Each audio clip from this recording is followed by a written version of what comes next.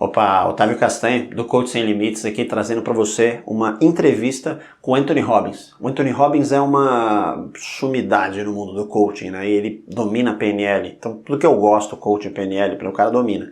Então, eu me inspiro muito nele. Essa entrevista, não fui eu que fiz com ele, não tive esse prazer ainda, foi a Mary Forleo que fez. Mulherada do coaching aí deve acompanhar a Mary Forleo, ela é muito famosa e muito bem vista pelas mulheres no geral, pelos homens também. A Mary Forleo está entrevistando o Anthony Robbins, ele já entrevistou ela no começo da carreira dela, mas ela está entrevistando ele, é uma das melhores entrevistas que eu vi com ele até hoje, por isso eu estou trazendo para você assistir aqui. Mas tem uma coisa muito importante que ele fala, dentre várias outras, a entrevista inteira é muito boa, mas tem um momento que ele fala assim, de ação massiva. Você vai ver ele falando que você tem que ter o seu foco, o que você quer, e ação massiva, muita ação, que aí as coisas começam a acontecer. E eu falo isso muito para os meus clientes, eu falo isso muito para o meu grupo de mentoria, e eu queria que você visse e ouvisse da boca do Anthony Robbins ele falando sobre ação massiva, dentre outras partes dessa entrevista que é muito boa. Então fica aí com Mary Forleo e Anthony Robbins. Até mais, valeu!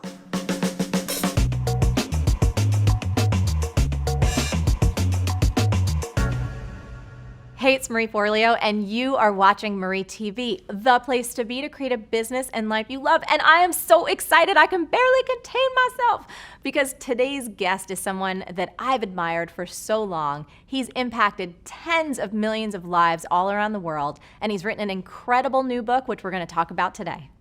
Tony Robbins is a best-selling author, entrepreneur, and philanthropist.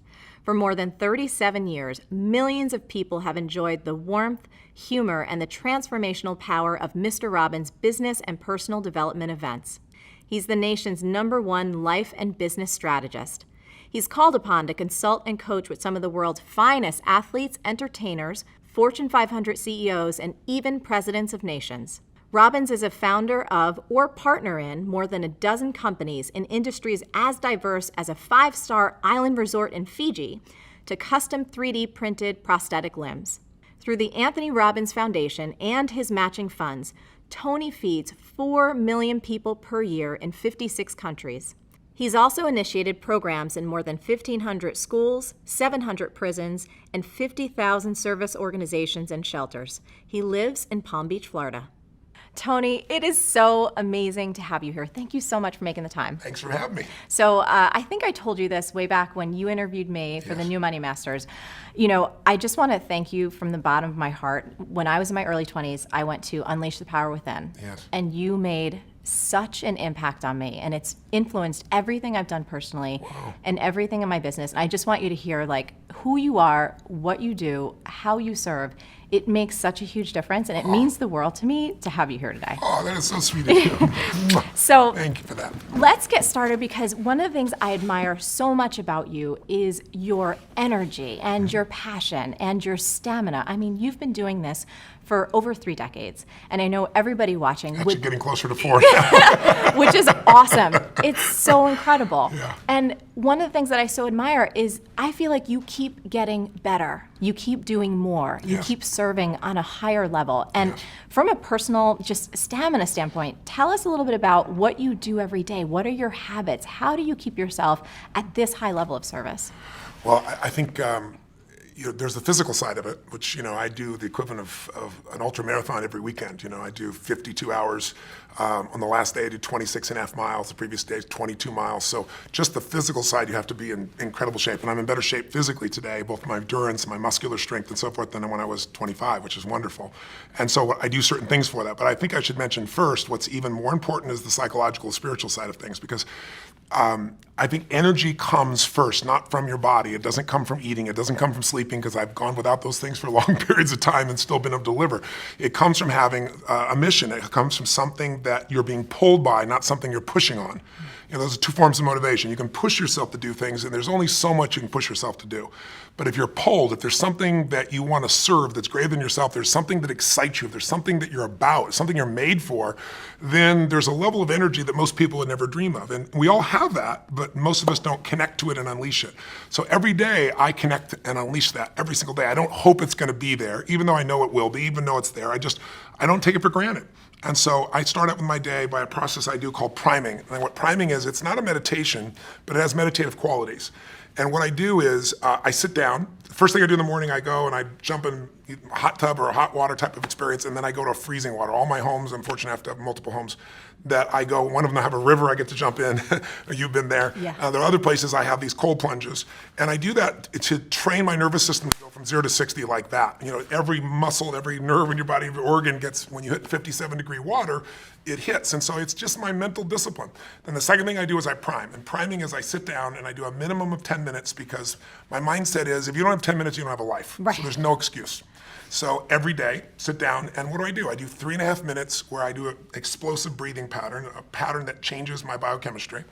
And after I've done that, 30 of these intense breaths 3 times, I close my eyes and I'm kind of in an altered state, and I focus first for 3.5 minutes on just everything in my life, at least 3 things that I'm really, truly grateful for. And I don't do that in a hokey way. I don't do it in a mental way. I step into my body and feel it, and I make sure at least one of those things is something really simple. The wind against my skin, the look on my son's eyes or daughter's eyes, something that is just very fundamental, but I cultivate that feeling of gratitude, of appreciation for those feelings. And I do it for 3.5 minutes.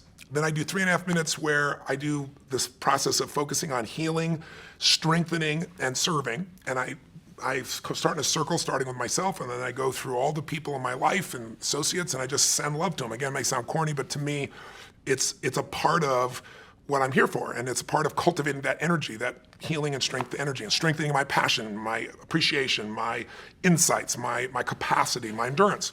And then I do the last 3 minutes are what I call 3 to Thrive, which is what is it that I really want to make happen? And sometimes I do that over what I'm going to do for the next 6 months or month, and sometimes it's today. I shake it up. But I see and feel and own that those things are done. And that starts, pretty much my day between those 2 items. And, then I have my workouts and things that I do of that nature. Yeah. And how about eating wise? Has that changed for you a lot over the years? It's pretty simplistic. I'm very simple. I eat a salad and I have some protein. I have fish or I'll have turkey bacon. I don't eat red meat or chicken, but those are the things that I have usually in the morning, and my afternoon, evening meals are pretty simple as well. But, before I met my wife, Sage, she's been the greatest gift of my life. When we first met, she's a phlebotomist and a nutritionist and acupuncturist, so I thought this is going to be the easiest thing in the world. And I'll never forget, we went on this date and she had a wheatgrass juice, and I was like, wow, this is going to be so easy, man. This is awesome. And then she ordered a hot fudge sundae, and I was like, what in the hell are you doing? And she goes, eating, you bastard. I should give some term around bastard that I was like too rules driven. And so she had this whole thing, you zig and then you zag. So I do that with her now. I do enjoy other aspects of life, but when I first met her, I noticed she zigged a lot more than she zagged, or the other way around, I don't know which one it was, but it's been a nice balance in my life. So I enjoy food and things of that nature, but I use food mostly as fuel because life gives me so much juice. I'm not looking to get out of food usually. And how about, because I know for me, my mind can go and I have so much excitement and so much passion that at night, sometimes winding down. Do you have a wind down process? My wife would say no. I say yes, she would say no. My wife loves sleep. Yeah. My wife can sleep 8 hours. It's the most beautiful thing in the world. To me, it's like sleep when you die. So that was one of the first things in our relationship that was a bit challenging, because I'd want to get up and just go. I'll never forget, we were in Fiji, and it's like, even there, we're supposed to be on vacation, it's our home.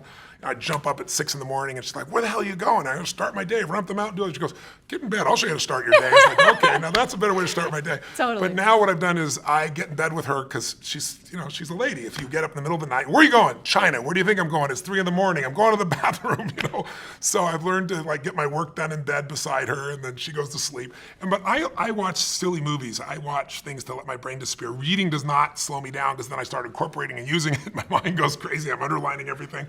But I'll watch cartoon type movies like Family Guy or something to knock my brain out, quite frankly. Or I'll watch some silly series, I don't know. I'm thinking of now the different ones. What is it? Revenge or something of that nature. Something that my brain can just truly let go, and that's how I do it for the most part. Awesome. So, you've worked with presidents. You worked with people like Serena Williams and, one of the greatest investors in the world, Paul Tudor Jones. When you're called in to work with these incredible folks, how do you start to prepare yourself? What are the questions that you ask to start to go in to serve at that level? Well, they're different for everybody, obviously, but what I try to do, if I was trying to look at it from a universal perspective, I guess what I really want to know before I get there as much as I can is everything I can about the person. And I do that because I really want to know, what do they want? What do they want of their life? What's their mission? What are they after? And what do they fear? What are their concerns? Because I believe life is found in the dance between what you desire most and what you fear most.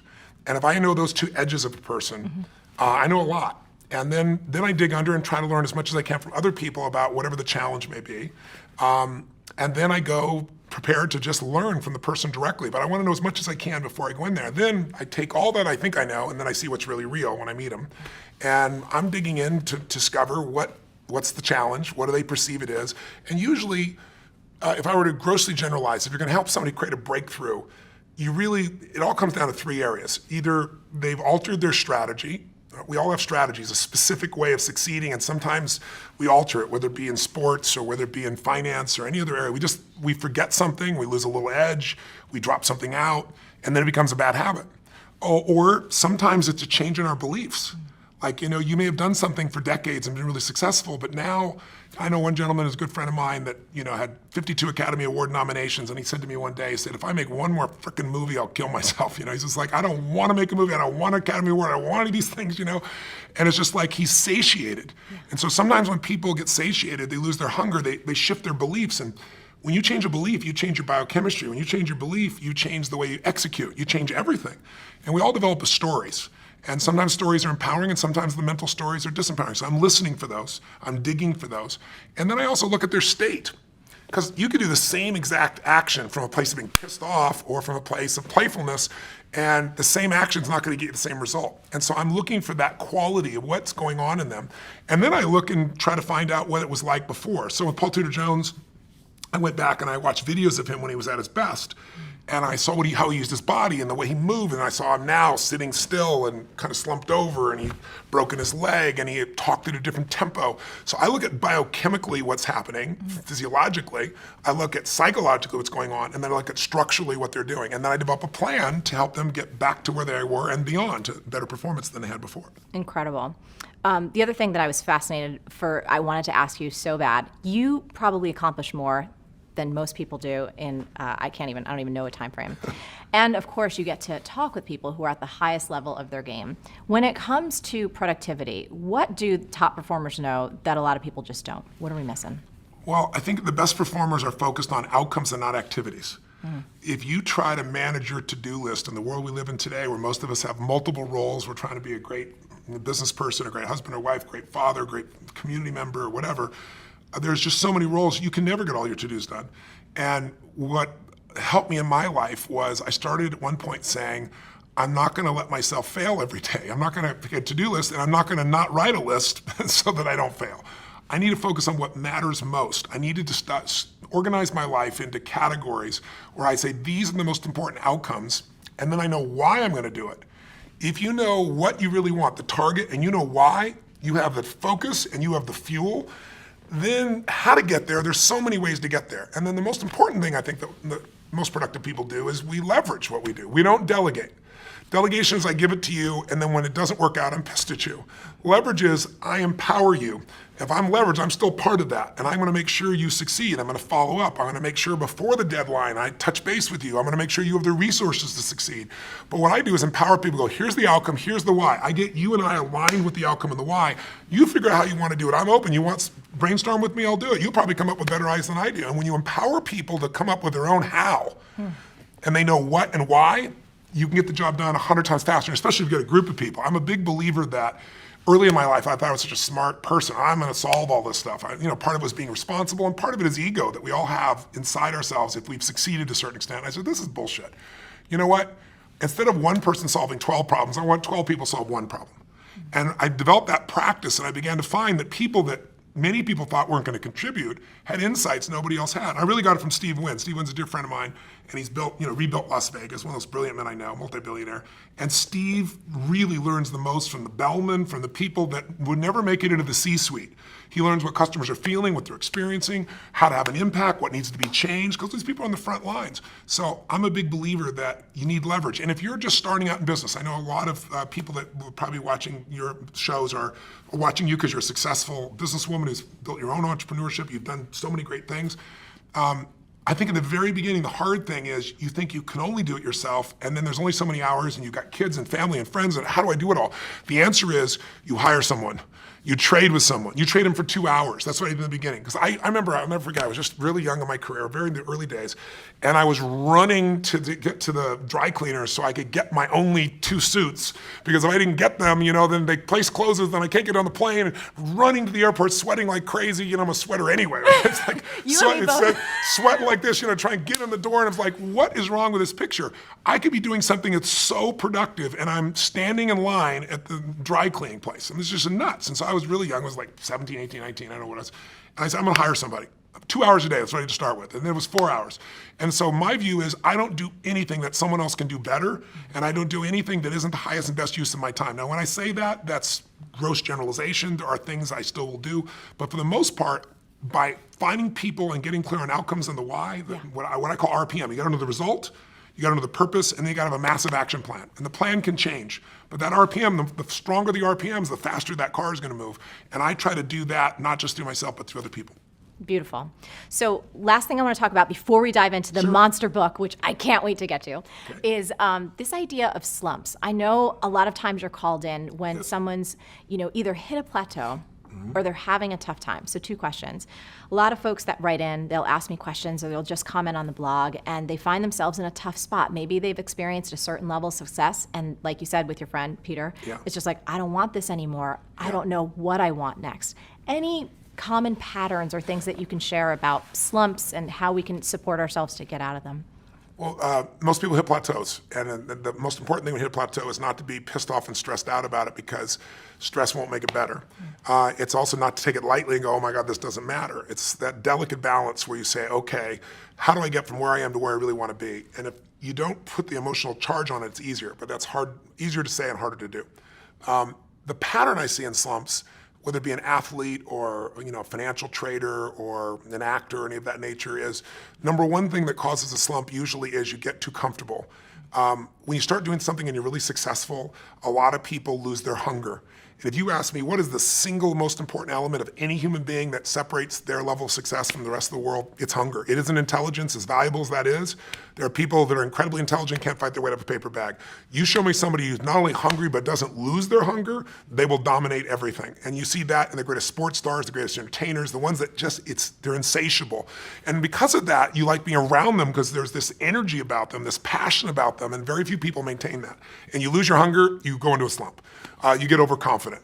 Another pattern that happens that gives people a slump is when something changes in their world that they're not prepared for. Like, I've been doing this forever, and oh my God, now my relationship's messed up. Or, I've been working hard on being a lawyer, and now my wife's upset, her husband's upset with me. What do I got to do here? And what it does is it throws people off their rhythm. And so I try to figure out what's happening in their environment and show them how they can win in both categories simultaneously. A third one is when people do something where they get mad at themselves, kind of like a Tiger Woods, and then he's got all the skill in the world, nothing changed in his skill, but for that year and a half or whatever it was, he was beating himself up, and in that state, it's kind of a self-sabotage. And so depending on what form I find, I enter in and make the changes, and there are almost always changes, again, in the psychology of that person, the emotion of that person, because we have these great minds. Everybody's got a great mind, or at least available great mind. But we're emotional creatures, and we forget that because we live in a society that tries to value thought much more than emotion, because emotion is scary for us. Emotion can come really fast, and so some people try to avoid it at all costs, other people are overwhelmed by it. My view is that emotional intelligence is a wonderful thing, but I much prefer emotional fitness. Intelligence is a capability. Fitness is a state of readiness. And what I do is I train myself to always be ready, and that makes you execute. And I think too many people settle for, I know this, as opposed to I'm doing this. And I try to train myself and others to be in that state of readiness all the time, because that's where life is really fulfilled at the highest level, I think. I do too, agree 100%. So let's move on to this monster book, which it is a monster in the best way. It's the most beautiful thing. So do we have a copy that we can kind of bring in? I just want to hold this thing up because it is so awesome. So Tony, I got the galley from your team, which it's like, all right, y'all, you're seeing it right here. We're going to talk about this now. I truly believe in my heart of hearts that every human being needs to get this book. They need to read it for their family, for their friends, and most importantly, the last couple chapters about service. I was in tears. I loved every bit of it. My copy is highlighted cover to cover. I've already taken action on a lot that's in the book. Yes. This is your first book in 20 years. Yes. Why this topic? Why now? And what makes it different than all the other money books that are out there? Well, one reason I haven't written a book is I hate writing. Just being honest. I'm on a plane about every 4 or 5 days. I go to 15 countries. I see 250,000 people a year. I love the live event. I love the spontaneity. You get to do something new constantly. You get to see what's really going on with a human being. And writing is an isolated, by yourself process that God bless the people that do that stuff. But I got pushed over the edge because there's only a few subjects in life that really affect the quality of your life, right? There's your body, there's clearly your relationships, your emotions, and money is one of those places. And I've shared with people a lot about this, and I grew up with in a very tough environment financially. We had no money. There were times, our car was repossessed. There were times we had no food. So, and it didn't last, but it was one of those places where you had that uncertainty all the time. And so when 2008 happened, that's what pushed me over the edge. Because when I started seeing so many people losing their homes, losing half of what they saved for their whole life, and then I kept thinking, well, the government's going to do something because this is a raw, horrific situation that's been brought about by a small number of people. By 2010, when nothing had been done, I was mad, and I was reading every article, I was watching every documentary, and the final one that just pushed me over the edge was called Inside Job. I don't know if you saw it, but I have it ordered on Netflix. Okay, yes, it's Academy Award, won the Academy Award. Matt Damon did the voiceover. But what's amazing is they systematically showed who specifically virtually destroyed the world economy, and then showed that the punishment they got is not only all of us bailing them out, but they were put in charge of turning the economy back around and giving more money to do this with again. So at the end of this film, you understand what happened, but you have one or two emotional responses depending upon your personality. Either you want to kill somebody, you're so angry, or you're depressed because there wasn't one solution to the whole thing. It's a beautiful documentary, but not one solution. I'm a solution guy, so I was like, something's got to be done. I know I'm not the only solution, but I have a unique gift. I have access. Because most people don't know, they think of me the motivational, positive thinking guy. That's never what I've been. I've been a strategist my whole life, and Paul Tudor Jones, one of the top 10 traders in the history of the world, has been my client for 21 years. Literally every single day, he emails me. I measure him a variety of things. I see him face to face. I've been with him side by side in the tech crash in 2000, in 9/11, when he went through the subprime crisis, 2008, falling gold, and he's made money every single year for 21 years. And even beyond me, his firm has made money for 28 years. So it isn't just me, it's Paul. And I've learned from him so much over those decades. And I just thought, if I didn't just interview him, what if I interviewed 50 of the most brilliant financial minds that in the history of the world that are alive today? Let me interview them. Let me find out, can the average person really still win? And if so, how? Let me get, not some talking head on television telling you the same BS about go put your money in some 12% per annum mutual fund that's never existed for 10, 15 years, but the truth. And so I began this 4-year journey, and I was blown away. My average interview was scheduled for 45 minutes. They went 3 hours, some of them 3.5 hours, 4 hours. And people became incredibly generous in what they shared. And they shared things that they've never shared before. And I put them into a 7-step process so that whether you're a millennial that just got out of college and got a bunch of college debt saying, how will I ever get around this? I'll show you how to get financially free. You're a baby boomer and you lost a bunch of money in 2008 and you didn't get back in the market. I'll show you what you can do. You're a very sophisticated investor and you want to know what Ray Dalio does that it's never been revealed about, I'll show you what he does. And so I'm real proud of it. And you've seen the level of endorsement I have from the highest level of people in finance on the earth is pretty extraordinary. It's because it's really their work. It's not mine. I had so much fun reading it, and honestly, I was intimidated by a 600-plus book because I knew we were doing this interview, and I prepare as much as I humanly. I'm like, all right, I'm going to speed read, but digest everything. Yes. And one of the things in the beginning, when you start breaking down the myths, yes, I just kept getting sicker and sicker and sicker with how much the general public, how much people don't know and how they're taking advantage of. So I wanted to ask you, was there one in particular that just totally pissed you off? There was a ton. I know there's 9 myths in the book. I put the 9 most abusive ones in there. They're there. Here's what I'd say. I want to mention one of the myths, though, to start with. Not a myth, but a step. I want everybody who's watching to remember one thing. The biggest myth you have, not the one that's been sold to you, that hurts you is the average person thinks finance is so complex because, frankly, the industry tries to make it sound complex. They use words that you don't know, so you don't know what to do. You know, what does this mean? And so what happens is we just give them our money and say, deal with it, and we don't realize that system has been set up. It's not an evil system. It's set up by corporations that are looking to maximize profit for those corporations. They're not looking out for the investor because this investor is second, and we think we're first, and we're not. So the first piece is you got to know that you can't wait till you have a ton of money to start investing and think, I'm not an investor. What you got to do is say, rather than my Apple phone, let me own Apple stock. Let me own a piece of all the best companies, not just Apple. I've got to become an owner or I'll always be in scarcity. If you can invest in business, even a small amount, you can grow. And I don't care how small it is, but you got to automate it. There's a gentleman named Theodore Johnson who is amazing. He worked for UPS, started as a driver, never made more than $14,000 total in a year. That was his highest salary in a year. In his old age, he's worth $70 million. And how did he do it? All he did was what I teach is the first step is you got to take a percentage of what you earn and pretend it's a tax. You're never going to see that money again. You automate it, it goes straight to the investment account, and you never see it as money you can spend. He did that with 20%. He said, I can't save 5.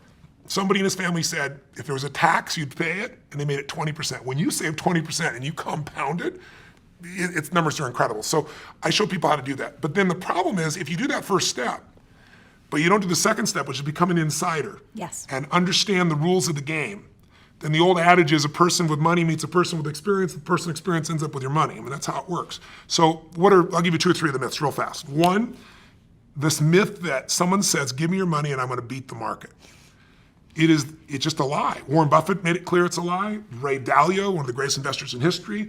David Swenson, who has taken Yale's money, $1 billion, and converted it to $24 billion in 2 decades. The greatest institutional investor in the world. They've all said it. Warren Buffett flat out said today, he said, listen, in my will, 90% of my money, all that money does not go with any mutual fund, it goes straight into the index. What the index is you get a piece of all the largest companies in the world, but it costs almost nothing to get in. Because over any 10-year period of time, 96% of mutual funds will not even match the market.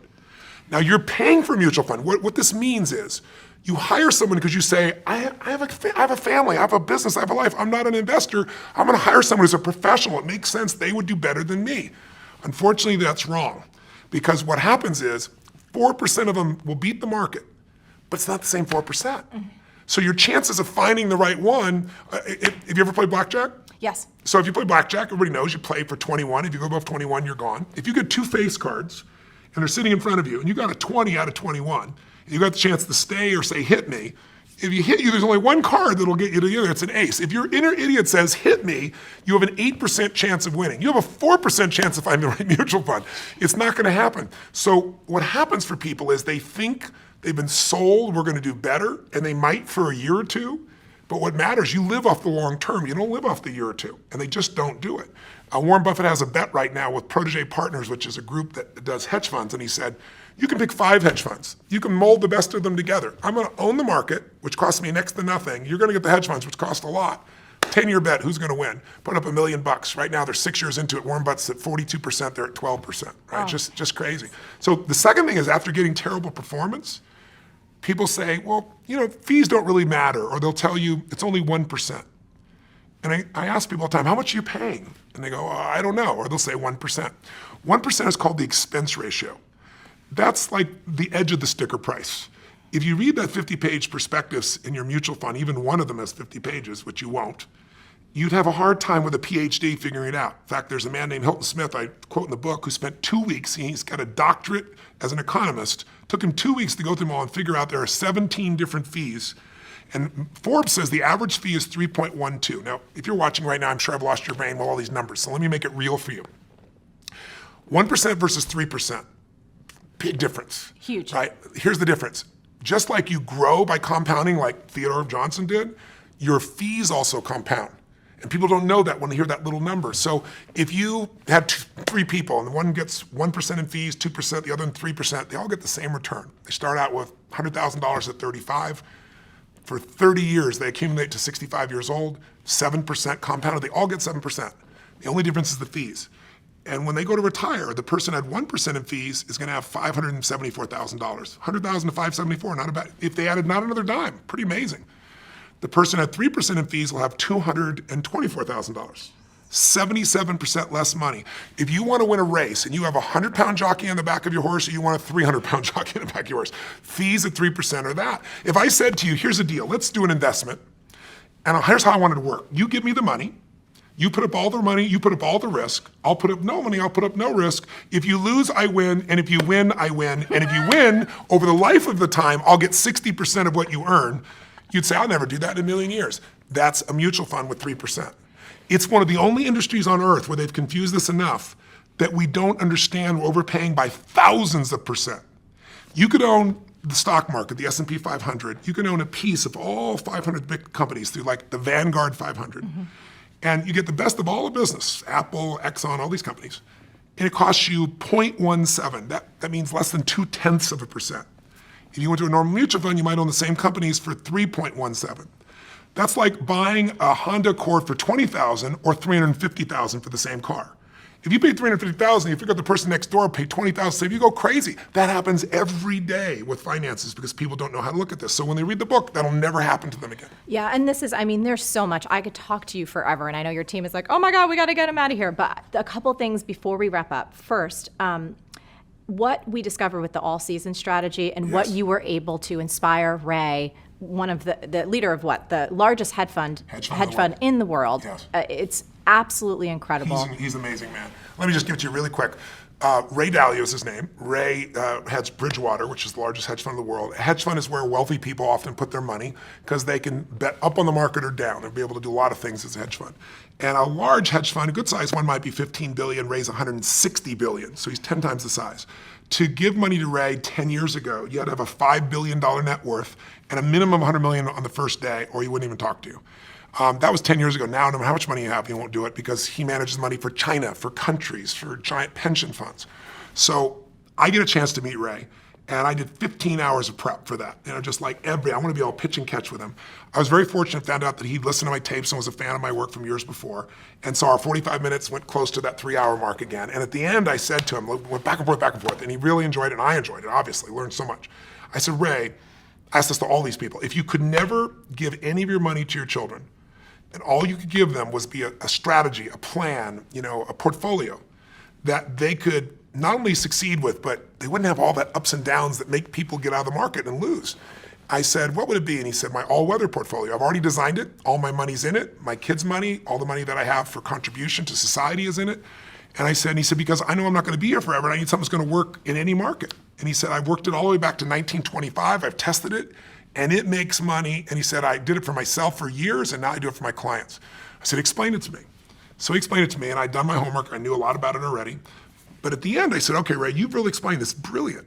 You're showing me why in 2008, people that had half their money in stocks and they thought they were safe, half their money in bonds, like everybody tells you, a balanced portfolio, they both lost money. He explained why. He explained how you could avoid that. But I said, Ray, you told me everything but the percentages. So it's like, bake this perfect chocolate cake. And he says, bring some chocolate, bring some sugar, use some dairy products, but you're not telling me the amounts. I said, he goes, Tony, that's my secret sauce. And they give me the whole 5 billion, 100 million. I go, I know, but you said you haven't taken money in 10 years. You're not going to take any money. You know the average person can't do it on their own. Help the average guy out. And I was teasing him, pushing him. And he goes, well, it's complex. I said, but I'll simplify it. He goes, well, there's leverage. I said, design one without leverage. The average person can do 15 minutes a year. And he goes, well, it wouldn't be perfect. I said, your idea of not perfect will be better than anybody else on earth. Totally. So he sits there and he starts scratching this thing out for me. And I'm like feeling this vibration in my body. It was just incredible. At the end, it was incredibly generous. We went and tested it, back tested it. So it means you compare it year by year what it did. In reality, not hoping what it'd do, but back testing something for a year or 2 years or 5 years, one thing. We back tested it 75 years, the worst and the most volatile times in our history. And interestingly enough, it's right, 85% of the time it made money. And the few times it didn't, the average loss was 1.6%. The largest loss in 75 years was less than 4%, minus 3.5. And that was 2008 when the market from top to bottom was down 51%. And that's the most of the loss in 75 years, and the average return is just under 10%. And this is something, a bunch of my friends were like, bake this into a business, dude. This is like incredible. And I was like, you know what? I'd love to do that, but this was given in the spirit of free to anybody. Yes. So it's there. Somebody can go to the library and get my book and they can just copy the thing down. But it's available to any human being and anybody can put it there. Now, that's not the only strategy there. I have David Swenson's strategies. I have all the best. Tons. But his strategy is the smoothest ride. Because the biggest challenge, if you look at the last 30 years or 20 years, 1993 to 2003, the average investor in mutual funds, well, the market did 9.2% per year, really nice, on average. The average mutual fund investor did 2.5%, and that's before taxes. You're going to double your money every 36 years doing something like that. It's just, it's not going to happen. You get killed. Okay. As we wrap, so you're not earning a dime off of this book. No. So tell us all about your passion for making a difference and what happens each and every time someone purchases a copy of this incredible thing, which everyone needs to get. I'm really proud. I didn't start out to do that, quite frankly, but I was writing the book, and as I mentioned, when I was a kid, we had a Thanksgiving, no money and no food, and somebody came to the door, knocked on the door, and delivered this food, and it was life-changing for me because it wasn't the food, it was that my father had always said nobody cares about anybody else. He built that belief system into us, and I saw that strangers really care.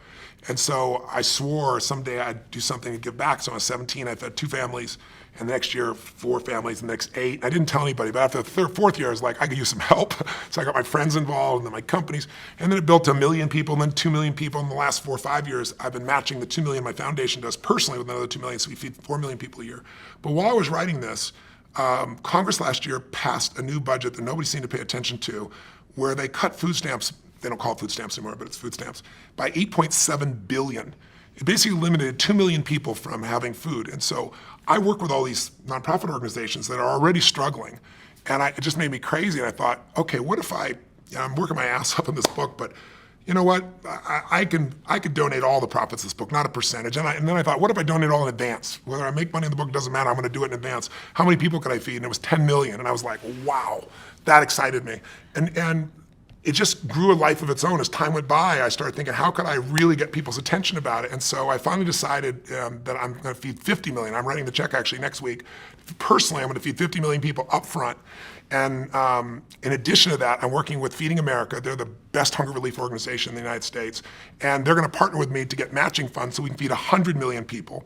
And it's just exciting. I've fed 42 million people in my life. I'm going to feed more people this year. And so for anybody who gets a book, if I sell 1 million books, 50 meals for every person that's there. If I sell 100 books, it'll be 500,000 meals for that's there. But it doesn't matter. I've done it up front. And I'm not doing it because I'm a good guy. I'm just paying it forward. People forget what a little bit of caring can do for, to inspire or to move somebody. And I don't even know to this day who fed my family that day. But if they're out there, if they're still alive, I hope they see and hear the story and know what's going on. My guess is they pass because I've shared the story many times and no one's volunteered to share what it is. But that person made a giant difference. It wasn't just feeding, it was caring. And that's what I think changes people's lives. I think that's the thing that I so admire about you. I've been to so many of your events. I will continue to be a supporter, a fan, a friend. Thank you. I think you're one of the most incredible human beings in the world, and your heart and your soul shows through in everything that you do. Thank you. Thank you so much for being here. And for everybody, you have got to get your hands on this book. We're going to have links below. We're going to be tweeting and sharing about it. It will change your life, the life of your family. And like I said at the end, there's a beautiful piece about why it's so important for all of us to make a difference. Tony, thank you so much. I love you. I think you're great. So beautiful to see you again. Thank you. Thank you.